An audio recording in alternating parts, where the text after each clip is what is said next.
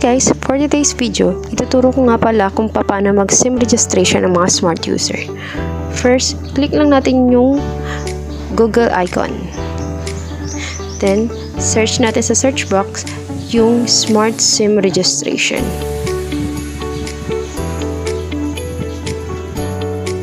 Click na natin yung nasa itaas.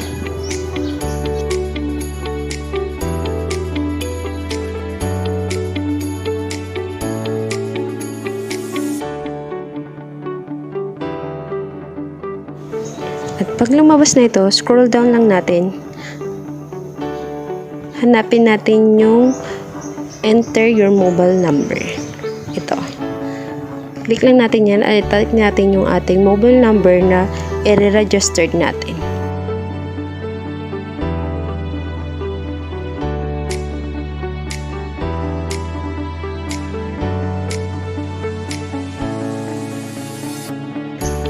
Tapos, click natin yung maliit na box at send OTP.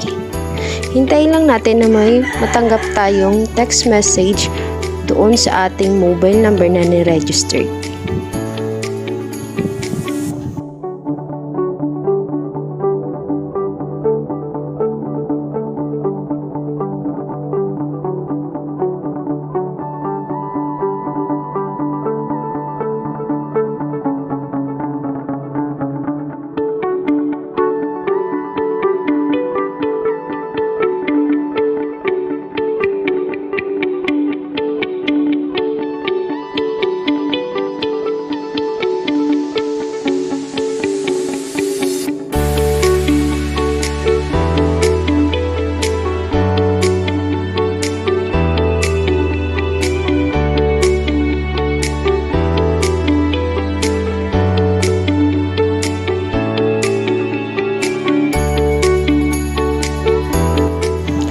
Kapag natanggap na tayo ng text message, type natin dito sa please enter the OTP sent to your mobile number. Yung OTP na tanggap natin.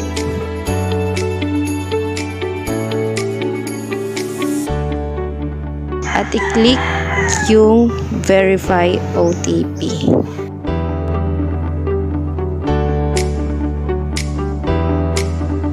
Pag lumabas na ito, click lang natin yung OK.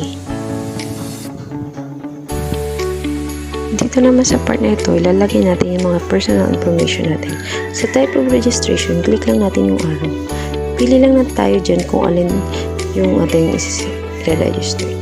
Kung yung bago nating biling SIM card, or dati nating lumang SIM card, or bagong bili natin na SIM card para sa mga minor, or lumang SIM card para sa minor. Dito, ang pinili ko yung register SIM for minor. Basahin lang natin yung mga reminders before proceeding with the registration. Kailangan lang dito yung ID ng parents or guardian ng minor. Then click OK. Man sa ID na rin gagamitin, click lang yung arrow.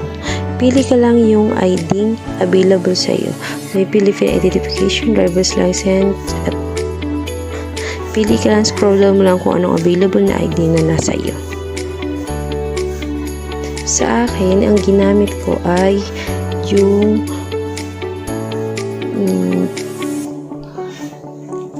Philippine identification or your national ID. Click lang natin yung Philippine identification and take a photo. At lalabas itong scanner na ito. Allow lang natin yan. Click lang natin yung allow. Then, yung front of your ID. Dapat sakto siya doon sa scanner. Click submit. At susunod yan yung back of your ID. Then, same process. Click and submit. Hintay lang natin yung ma-process. Then, sunod yung scan face. Para mabilis na ma-scan yung ating face, ilapit-lapit lang natin yung ating scanner sa ating muka. Pag sinabi naman blink lang natin yung eyes natin para mas mabilis yung pagproseso ng scanning. At hindi pa ulit-ulit yung pag-scan natin. Then, hintay lang natin yung lumabas yung your ID was successfully scanned, and then click OK lang. At lalabas yung personal information mo na automatic na fill up na siya kasi dahil doon sa ID nilagay mo. Check lang natin kung tama yung mga personal information na nakalagay. Then, click next. Naman yung about sa ating address information. Fill up lang natin yung mga asterisk na red. At kung available naman yan, fill up nyo lang. Pero sa akin, pinaprovide ko lang yung mga may asterisk na red. Tika mo.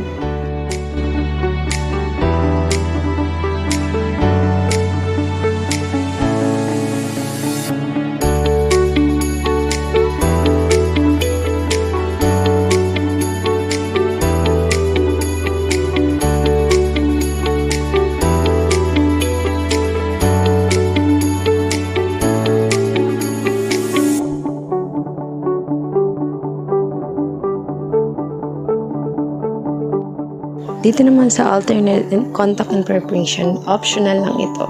Pwede mo siyang ilagay or pwede mo naman hindi.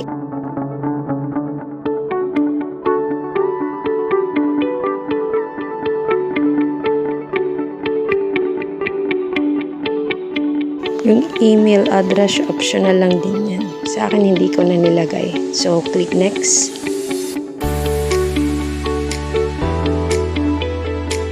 At lalabas na ito yung summary ng ating information. Check lang natin kung tama yung mga nakalagay. Then,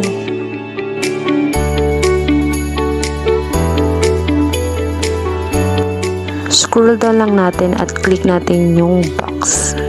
Click submit. Hintay lang natin itong lumabas.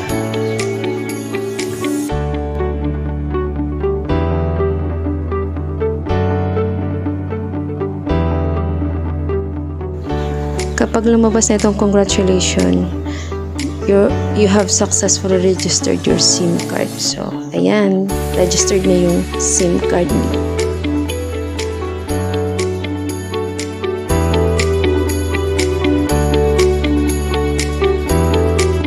Register ka pa ng another pang SIM card. Scroll down mo lang, click mo lang yan, and then babalik ka sa process na ito. Same process lang, and then makakapag-register ka na ng another ulit na SIM card. Sana nakatulong ang video ito. Salamat. Bye!